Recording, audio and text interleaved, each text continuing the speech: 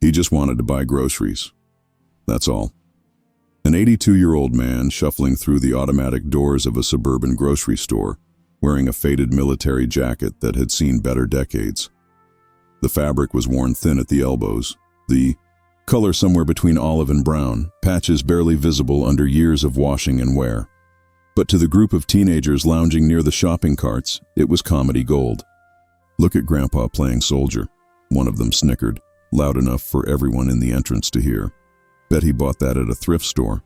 The others erupted in laughter, their voices cutting through the ambient noise of shopping carts. And checkout beepers. The old man's shoulders tensed slightly, but he kept walking, his weathered hands gripping a shopping basket with the kind of steady determination that comes from a lifetime of not backing down. "Probably never even saw combat," another teenager added, emboldened by his friend's approval. "Just wants people to think he's tough." They were blocking his path now, a semicircle of youth and arrogance, smartphones already out, ready to capture what they thought would be their next viral moment.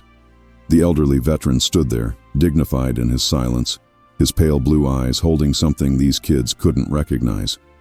Something earned through sacrifice they'd never understand.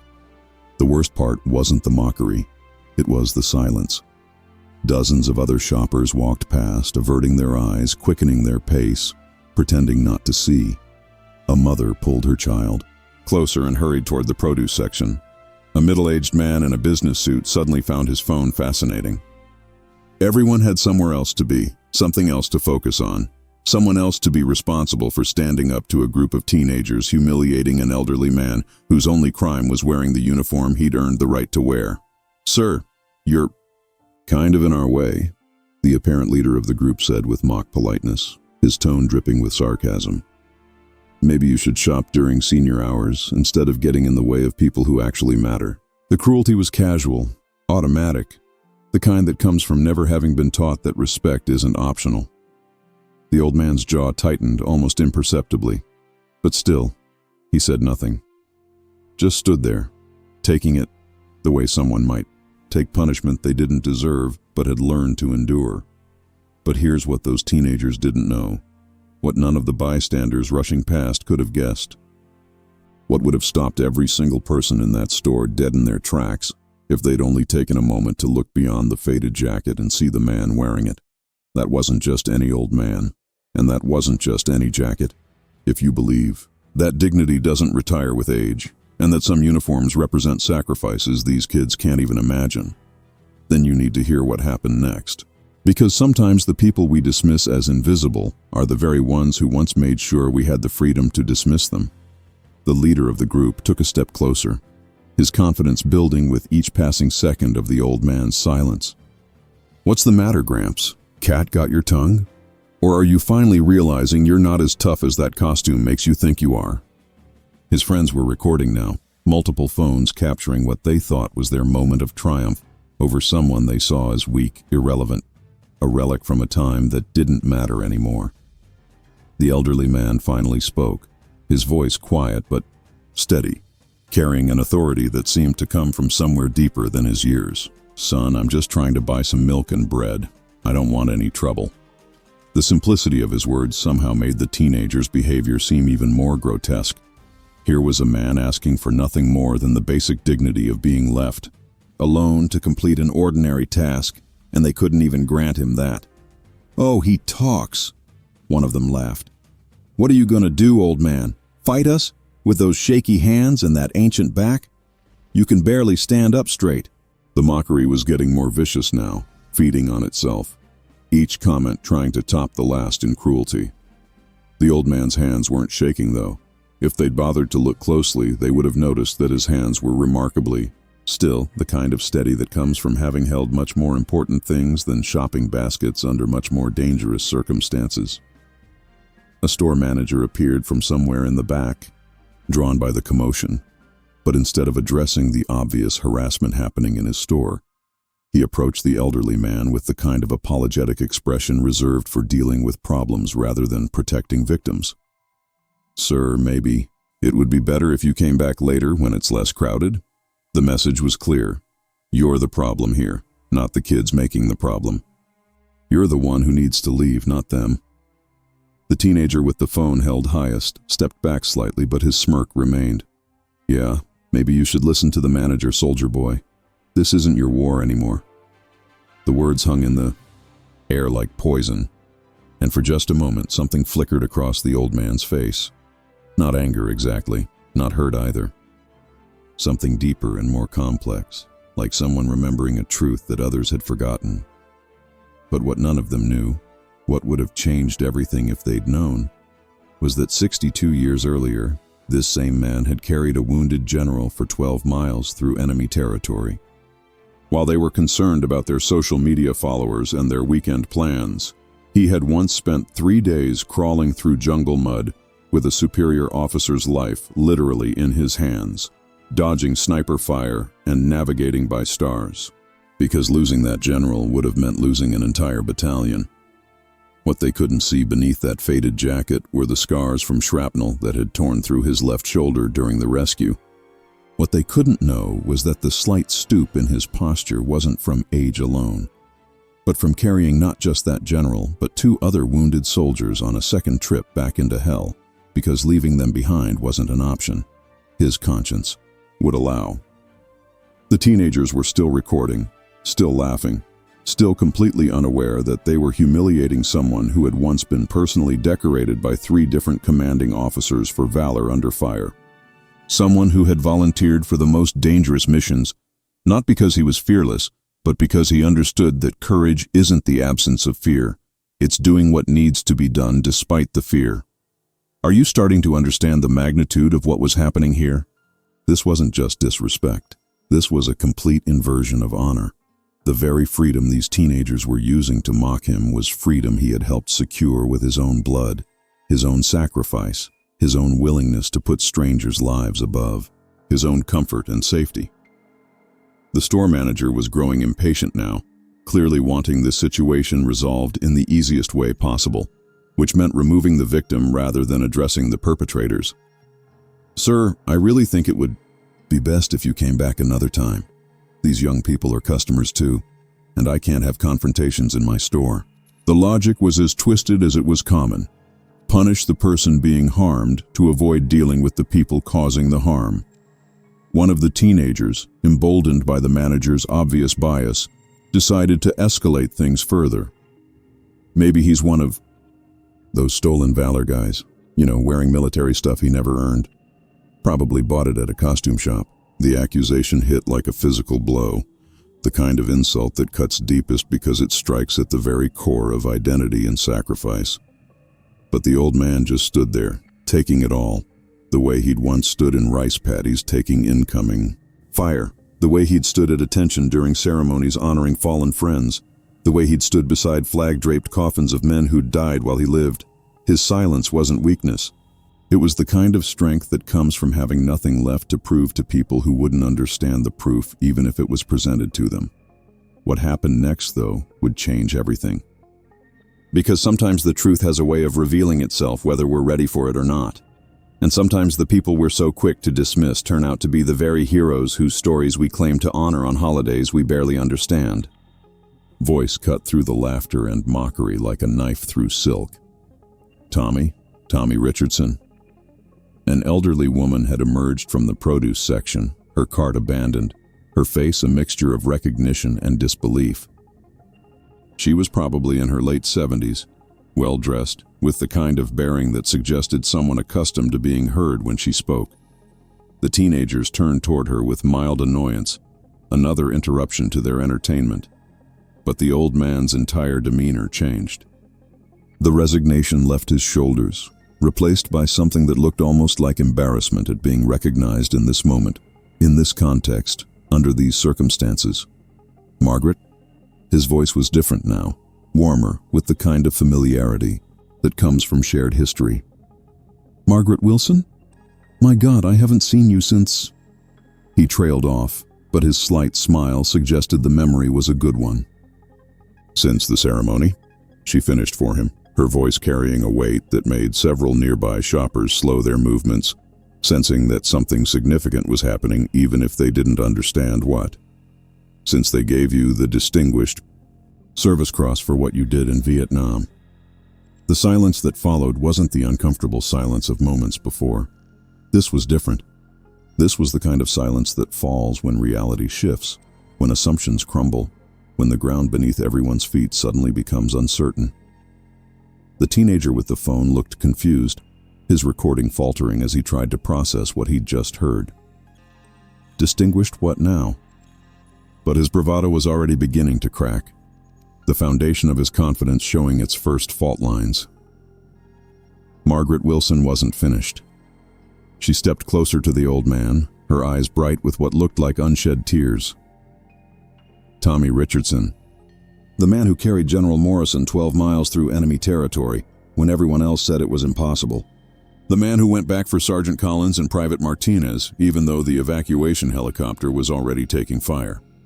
She turned to address the teenagers directly, her voice carrying the authority of someone who'd lived through enough history to recognize its weight. You want to know about that jacket? My husband was there when they awarded him the medals that should be on it. My husband was one of the men he saved. The phone recordings had stopped now. The teenagers were looking at each other with expressions that ranged from confusion to the dawning horror of people realizing they'd made a terrible mistake. The store manager, who moments before had been trying to remove the problem, now stood frozen, probably calculating the public relations nightmare he'd almost facilitated. But Margaret wasn't done. She had clearly been waiting 60 years to tell this story to someone who needed to hear it, and nothing was going to stop her now. That general he carried? General Morrison was dying from shrapnel wounds to his abdomen and a bullet through his left lung. The medic said he had maybe an hour if he was lucky. Tommy here picked him up and started walking. She pointed at the old man, who was now looking at his feet with the kind of modesty that comes from never getting comfortable with praise, even praise that's been earned through extraordinary sacrifice. 12 miles through jungle terrain with enemy patrols hunting for them specifically. 12 miles with a man who outweighed him by 40 pounds and was bleeding out with every step. The teenagers were starting to back away now, their earlier confidence replaced by something that looked like shame, though whether they fully understood what they should be ashamed of remained unclear. People throughout the store had stopped their shopping entirely, drawn by Margaret's voice and the story she was telling with the passion of someone who'd been waiting decades to tell it properly. But that's not even the extraordinary part, Margaret continued, her voice growing stronger with each word. The extraordinary part is that when he got the general to safety, when the evacuation helicopter finally arrived, he refused to get on it. Said there were 2 more wounded soldiers back where he'd come from, and somebody needed to go get them. The old man, Tommy Richardson, finally looked up from his shoes, but not with pride, with something that looked almost like pain. Margaret, please, that was a long time ago. These kids don't need to hear about. But she cut him off with a look that suggested she'd been waiting her entire adult life for this moment. They absolutely need to hear about it. Especially these kids. Especially right now. Especially after what I just witnessed. Her voice carried the kind of moral authority that comes from having lived through enough history to understand the difference between what matters and what doesn't.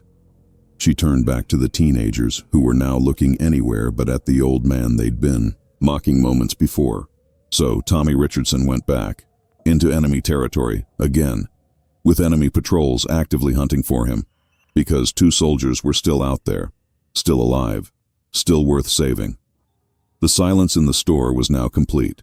Even the background noise of shopping and checkout had stopped as word spread through the aisles that something important was happening near the entrance. People were gathering at a respectful distance, sensing the gravity of what was being shared but not wanting to intrude on what felt like a sacred moment. Margaret's voice dropped to barely above a whisper, but somehow everyone could hear every word. Sergeant Collins had taken shrapnel to both legs and couldn't walk. Private Martinez had a head injury and kept drifting in and out of consciousness. Tommy carried Collins piggyback style and dragged Martinez on an improvised stretcher made from his own jacket and some bamboo poles he cut with his field knife. She paused, letting the image sink in, letting people picture an ordinary man doing extraordinary things for no reason other than that those things needed to be done. It took him 8 hours to get them both to the landing zone. 8 hours of carrying wounded men through hostile territory stopping every few minutes to check if they were still breathing, to adjust their positions, to whisper encouragement. To men who were barely conscious. Now she turned to look directly at Tommy, her expression soft with affection and respect. 3 different superior officers recommended him for the Medal of Honor. He refused it, said he was just doing his job, that anyone would have done the same thing. But anyone wouldn't have, Tommy. Most people wouldn't have gone back the first time, let alone the second. The teenager who had been the most vocal earlier finally found his voice, though it came out as barely more than a whisper. We didn't know. We were just... But he couldn't finish the sentence because there wasn't a way to finish it that didn't make him sound even worse than he already felt. Tommy Richardson finally spoke, his voice gentle despite everything that had just happened. Son, you couldn't have known. It's not something I talk about. It's not something I wear on my sleeve. He gestured to his faded jacket. This old thing isn't about showing off. It's about remembering friends who didn't make it home. But Margaret wasn't ready to let anyone off the hook that easily. She had clearly been building to this moment, and she was going to see it through to its conclusion. You want to know why he doesn't talk about it? Why he doesn't wear his medals? Why he shops quietly and doesn't demand special treatment or recognition? She waited for an answer that didn't come, then provided it herself. Because that's what real heroes do. They do extraordinary things and then they go back to living ordinary lives. They don't demand parades or special parking spaces or discounts at restaurants.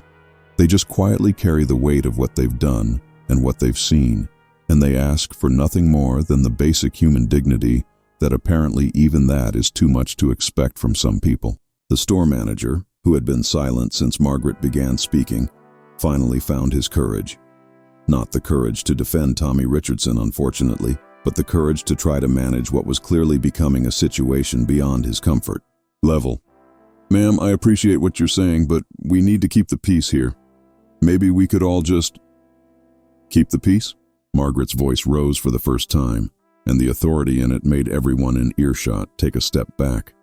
This man spent 3 years of his life keeping the peace, in jungles where the peace was enforced by men with rifles and mortars and the kind of courage that most people can't even imagine. And now you want him to leave your store because some children who've never sacrificed anything more significant than their weekend plans decided to humiliate him for wearing the uniform. He earned the right to wear. The teenagers were openly backing away now, their phones put away, their earlier bravado completely evaporated. But Margaret wasn't done with them yet. She had more story to tell, and she was going to tell all of it. You want to know what happened after he saved those 3 men? After he carried a general 12 miles and went back for 2 more soldiers? After he spent 3 days in enemy territory risking his own life for people he barely knew? She paused for dramatic effect, making sure she had everyone's complete attention. He got back to base, filed his report, and immediately volunteered for the next dangerous mission. Because that's what he did, for 3 years. Every time they needed someone to walk into hell, Tommy Richardson raised his hand.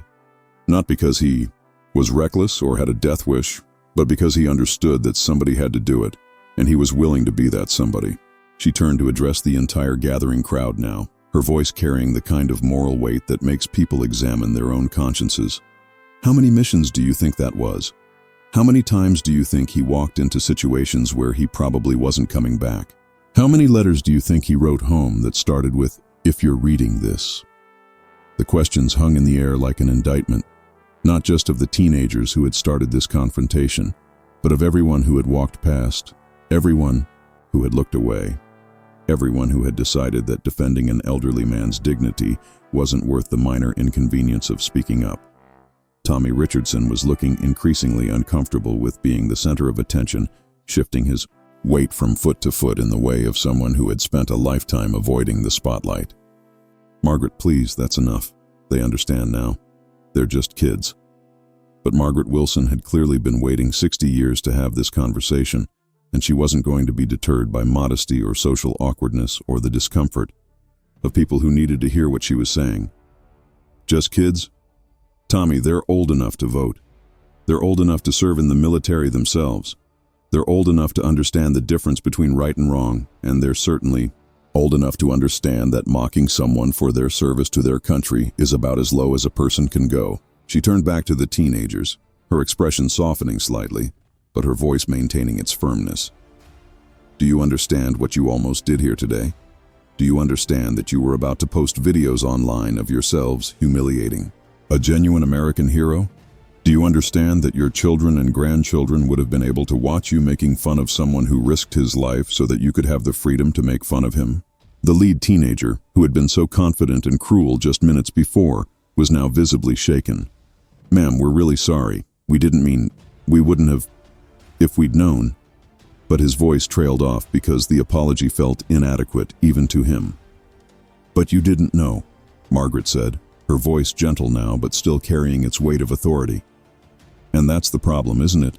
You saw an elderly man in an old military jacket, and instead of thinking, I wonder what his story is, or I wonder what he might have done for his country, your first instinct was to assume he was pretending, to assume he was weak, to assume he was fair game for your entertainment. She paused, letting that sink in, letting them sit with the weight of their assumptions and what those assumptions revealed about their character. What does that say about how we've raised your generation? What does that say about what we've taught you to value and respect?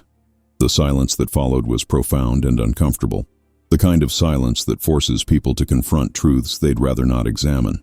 It was broken by Tommy Richardson's quiet voice, speaking directly to the teenagers with a gentleness that somehow made his words even more powerful. Son, he said to the lead teenager, I need you to understand something. I'm not angry with you. I've been angry with people who actually tried to kill me, so I'm not going to waste that emotion on someone who was just being thoughtless. But I need you to learn something from this, because someday you might meet another old veteran, and that person might not have someone like Margaret here to speak up for them. He took a step closer, not in a threatening way, but in the way of someone who wanted to make sure his words were heard and understood. That person might be alone. They might not have anyone to tell their story, or explain what their service meant, or why they deserve your respect instead of your mockery. And in that moment, you're going to have a choice to make about what kind of person you want to be. The teenager nodded, tears now visible in his eyes, though whether they were tears of shame or genuine remorse was impossible to tell. Sir, we're really sorry. We didn't mean any disrespect to you or to anyone who served. We were just being stupid. Being stupid is forgivable, Tommy replied. Being cruel isn't. Being ignorant is understandable. Being willfully ignorant isn't. The question now is what you're going to do with what you've learned here today. Margaret Wilson had been watching this exchange with the kind of satisfaction that comes from seeing justice done and lessons learned, but she had one more thing to add. Tommy, show them the scar. Tommy looked at her with alarm. Margaret, no, that's not necessary. It absolutely is necessary. They need to understand that service isn't abstract, that sacrifice isn't theoretical, that the freedom they take for granted came at a cost that was paid by real people who bled real blood. Her voice was firm with the authority of someone who had watched too many sacrifices go unacknowledged. Reluctantly, Tommy unbuttoned the top few buttons of his shirt and pulled the fabric aside to reveal a jagged scar that ran from his left shoulder, down across his chest, the kind of scar that speaks of violent trauma and long recovery. Shrapnel from a mortar round that exploded about 15 feet away. Killed the man standing next to me. Should have killed me too. The teenagers stared at the scar with expressions of horror and fascination, finally beginning to understand that the man they'd been mocking bore the physical evidence of experiences they couldn't even imagine. The abstract concept of military service was suddenly made concrete in the form of damaged flesh and permanent reminder of mortality. How many other scars are there? Margaret asked gently. How many injuries that didn't leave visible marks? How many nights of lost sleep? How many nightmares? How many friends' names that you carry with you every single day? Tommy buttoned his shirt back up, clearly uncomfortable with the attention, but recognizing the importance of the moment. The physical scars heal, he said quietly. It's the other kind that stay with you. The faces of friends who didn't make it home. The letters you had to write to their families. The knowledge that you survived when better men than you didn't. He looked directly at each of the teenagers in turn, making sure they understood the weight of what he was sharing. That's what this jacket represents. Not just my service, but the service of everyone who wore the uniform. The people who died wearing it. The people who came home broken wearing it. The people who never got to take it off. The store manager, who had been watching this entire exchange with growing awareness of how badly he had misjudged the situation, finally found his voice. "Sir, I owe you an apology. Those kids were clearly out of line, and I should have handled it differently. Is there anything I can do to make this right?" Tommy looked at him with the kind of expression that suggested he was used to people who were more concerned with avoiding problems than doing the right thing. "Son, the only thing you can do is remember this moment the next time you see someone being harassed in your store. Remember that the person being picked on might be someone who deserves your protection, not your indifference." But Margaret wasn't ready to let the store manager off that easily. "What you can do is make sure this doesn't happen again. Train your employees to recognize harassment when they see it. Put up signs if you have to. Make it clear that disrespecting veterans or anyone else won't be tolerated in your establishment." She turned to gesture at the crowd that had gathered to listen to Tommy's story. People of all ages who had stopped their shopping to bear witness to this moment of truth and reconciliation. "Look around you. Look at how many people are here, listening, learning something they didn't know before. This is what happens when we take the time to hear each other's stories instead of making assumptions based on appearances." The crowd had indeed grown substantial, with people standing in aisles and clustering around the entrance, drawn by word spreading through the store that something important was happening. Many of them were elderly themselves, and several were wearing military service pins or veteran baseball caps, having recognized a moment when one of their own needed support. An elderly man in a VFW cap stepped forward from the crowd. "Tommy Richardson? I'll be damned. Bill Morrison. I served with your unit in '68. The recognition brought a genuine smile to Tommy's face for the first time since this entire encounter began. "Billy Morrison? Jesus, I thought you were dead. Last I heard, you were in a field hospital in Da Nang with dysentery so bad they were shipping you stateside." The warmth in Tommy's voice was unmistakable, the kind of affection reserved for shared hardship and mutual survival. "Came back. Couldn't let you have all the fun." Bill's grin was infectious, and suddenly the atmosphere in the store shifted, from tense and educational to something approaching celebratory. "Been living up in Portland for the last 30 years. Retired from the post office 5 years ago." Margaret Wilson looked back and forth between the two old friends with the satisfaction of someone who had orchestrated not just a teaching moment, but an unexpected reunion. "This is what I was talking about," she said to the teenagers, who were still standing nearby but looking increasingly like they wanted to disappear into the floor. "These men served together.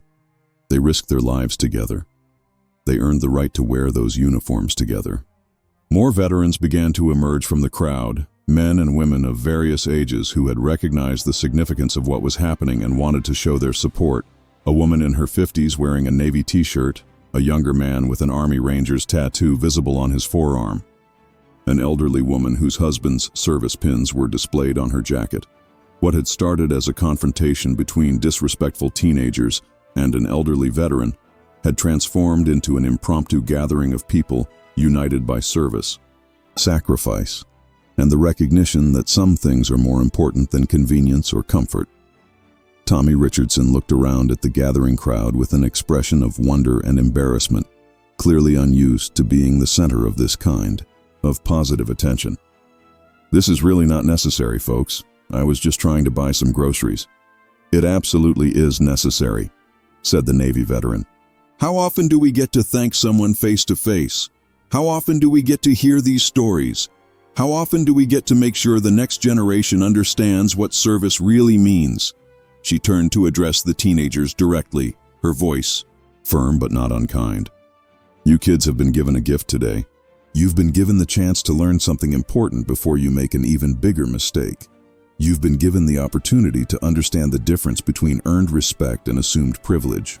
The lead teenager, who had been growing increasingly emotional throughout this entire encounter, finally found his voice again.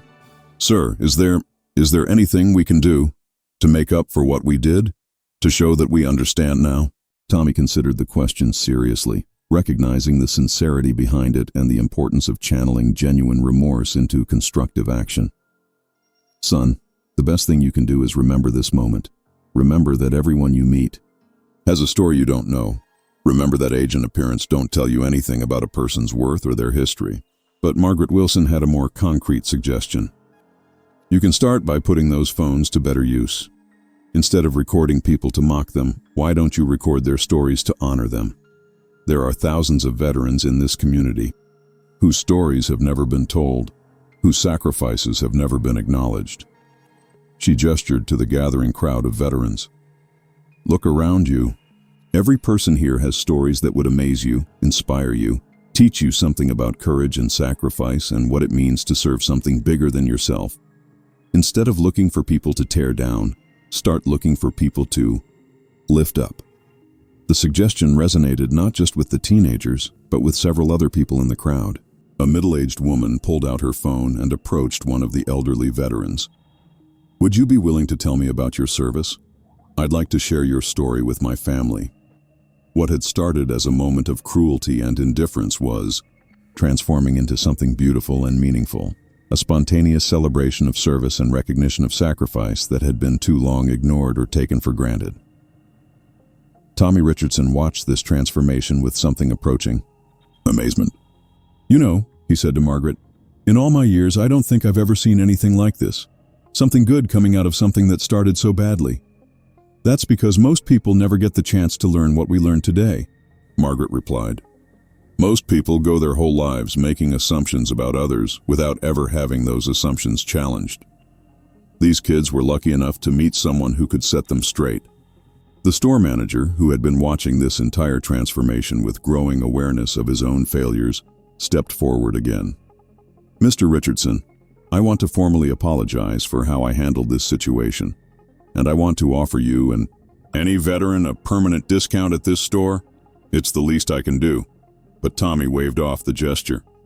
Son, I don't need a discount. I just need to be treated with the same basic respect you'd give any other customer.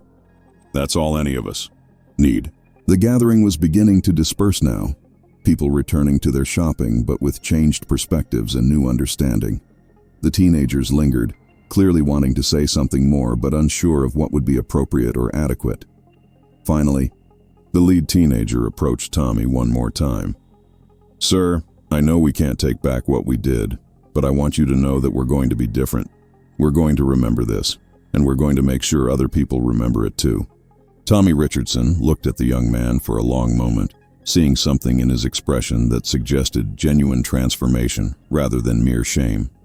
Son, that's all anyone can ask for. We all make mistakes. The measure of a person isn't whether they make mistakes, it's what they do after they realize they've made them. He extended his hand, and the teenager shook it with obvious gratitude and relief. Thank you for teaching us instead of just being angry with us. Thank you for showing us who you really are. Who I really am, Tommy said quietly, is just an old man who was lucky enough to serve his country and luckier still to make it home. The heroes are the ones who didn't make it back. I'm just carrying their memory. Margaret Wilson smiled as she watched this final exchange, satisfied that justice had been done and lessons had been learned. Tommy, I think Robert would have been proud of what happened here today. She was referring to her late husband, the soldier Tommy had helped save all those years ago. Robert was proud every day he lived after Vietnam, Tommy replied. He never let me forget that he got to see his children grow up because of what happened in that jungle. He never let me forget that his grandchildren exist because someone was willing to carry him when he couldn't carry himself. As the crowd finally dispersed and normal shopping resumed, Tommy Richardson picked up his basket and continued toward the dairy section. His mission unchanged, but his day profoundly transformed. The teenagers were gone, their phones put away, their assumptions shattered and rebuilt into something better. Margaret Wilson walked alongside him, her own shopping forgotten in the importance of the moment they had just shared. You know, Tommy, maybe this is why we both ended up in this store today. Maybe some things are meant to happen. Tommy considered this as he selected a gallon of milk, the same simple task that had brought him here in the first place. Maybe so, Margaret. Maybe so. Though I have to say, if this is how exciting grocery shopping is going to be from now on, I might have to start ordering online." They both laughed, the kind of laughter that comes from having navigated something difficult together and emerged, stronger on the other side. Around them, the store had returned to its normal rhythm, but the people who had witnessed what happened would carry the memory of it with them, and perhaps they would be more likely to speak up the next time they saw someone being treated with undeserved disrespect. As Tommy Richardson finally completed his simple shopping trip and walked toward the checkout line, he reflected on how a day that had started with such ugliness had transformed into something beautiful. Not because of anything he had done, but because someone had been willing to speak up for him when he couldn't speak up for himself. The truth has a way of revealing itself when it needs to, and sometimes the people we're quickest to dismiss are the very ones whose stories most need to be heard. Sometimes the elderly man buying groceries in a faded military jacket is the same man who once carried wounded soldiers through enemy territory because leaving them behind wasn't an option his conscience would allow. And sometimes, if we're very lucky, we learn these truths before it's too late to matter. Before the person we might have dismissed walks out of our lives forever, taking their stories and their sacrifices with them. Sometimes we get the chance to see beyond appearances and recognize the heroes who walk among us every day, asking for nothing more than the basic dignity that should be every person's birthright. The checkout line moved slowly, but Tommy Richardson didn't mind. He had nowhere urgent to be, no pressing appointments that couldn't wait.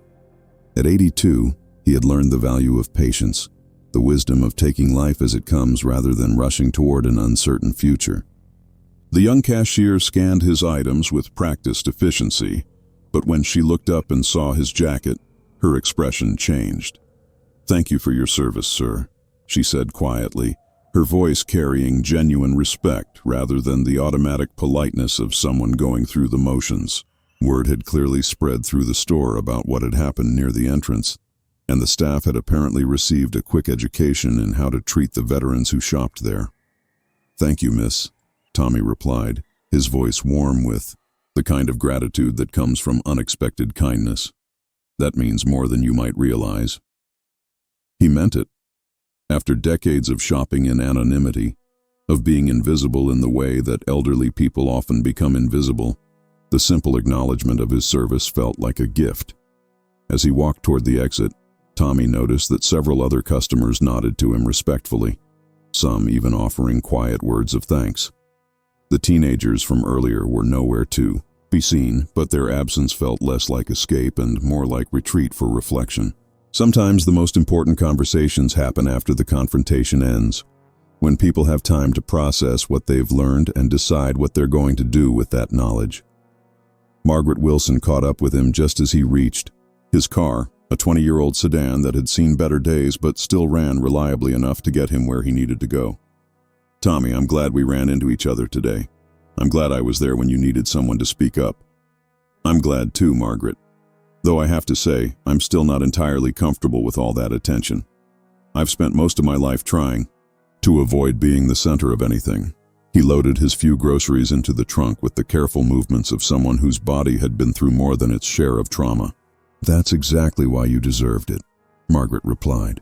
"The people who seek attention for their service are rarely the ones who earned it. The people who avoid attention are usually the ones with the most to be proud of." She paused, watching him arrange his purchases. Robert used to say that real heroes are the ones who do extraordinary things and then go back to living ordinary lives. Tommy closed the trunk and turned to face her, his expression thoughtful. "Your husband was a good man, Margaret, one of the best soldiers I ever served with. I think about him often, especially when I'm having a bad day. I remember how he never complained, never gave up, never stopped believing we were going to make it home. He never stopped talking about you either," Margaret said, tears now visible in her eyes. For 40 years after the war, whenever anyone asked him about his service, your name was the first thing out of his mouth. "Tommy Richardson saved my life," he'd say. "Carried me 12 miles when I couldn't take another step." The parking lot around them was busy with the normal commerce of suburban life. People loading groceries, starting cars, navigating the ordinary challenges of daily existence. But for These two elderly people standing beside a worn sedan, the moment felt sacred, weighted with decades of memory and gratitude. You know what he regretted most? Margaret continued. That he never got to properly thank you. He tried to find you after the war, but military records were complicated back then and people scattered to every corner of the country. He wrote letters to the VA, to veteran organizations, to anyone he thought might be able to help him track you down. Tommy's expression showed surprise and something that might have been sadness. I never knew he was looking for me. I moved around a lot in those first years after I got back. Couldn't seem to settle anywhere, couldn't seem to figure out how to be a civilian again. By the time I finally found my footing, I figured it was better to let sleeping dogs lie. He would have found you eventually, Margaret said with certainty. Robert was the most persistent man I ever met. When he decided he was going to do something, he did it. The only reason he stopped looking was because the cancer got him first. She wiped her eyes with a tissue from her purse. But he never stopped hoping he'd run into you someday, never stopped wanting to say thank you face to face. The weight of missed opportunities hung between them, the sadness of connections that might have been made but weren't, of gratitude that went unexpressed for decades.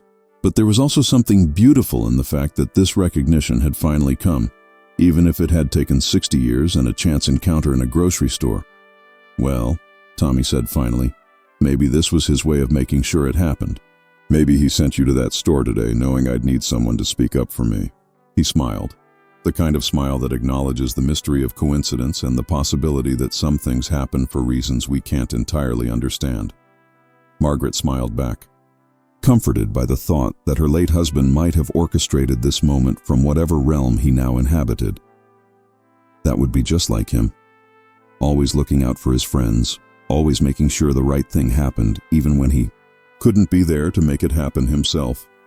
They stood in comfortable silence for a moment, two people connected by history and loss, by sacrifice and survival, by the kind of bonds that war creates and time cannot break.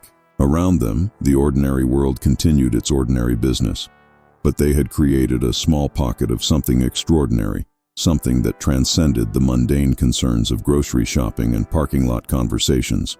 Margaret, Tommy said finally, would you like to get coffee sometime?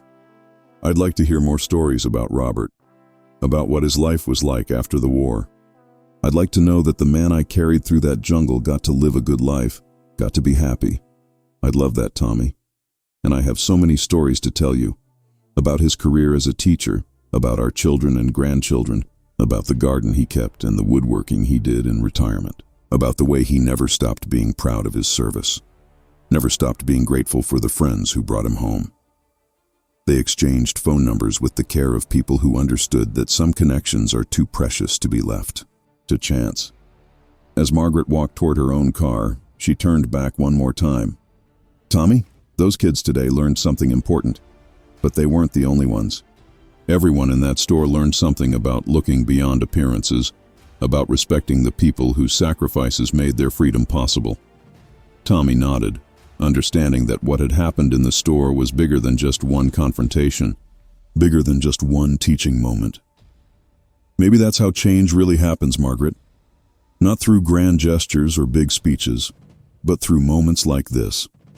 One person at a time, one story at a time, one opportunity to choose respect over ridicule.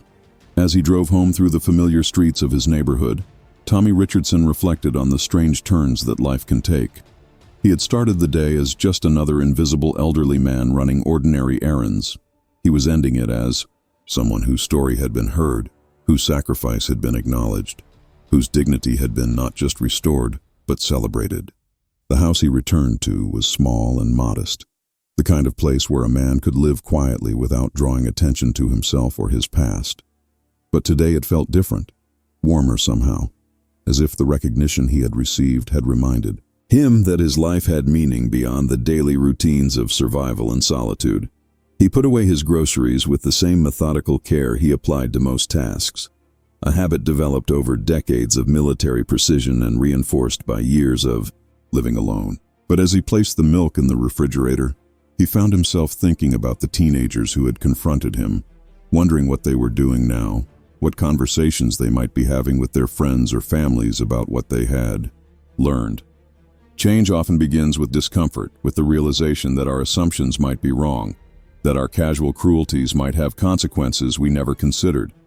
Those teenagers had been forced to confront the possibility that the world was more complex than they had imagined, that the people they encountered might have stories that would humble and educate them if they took the time to listen.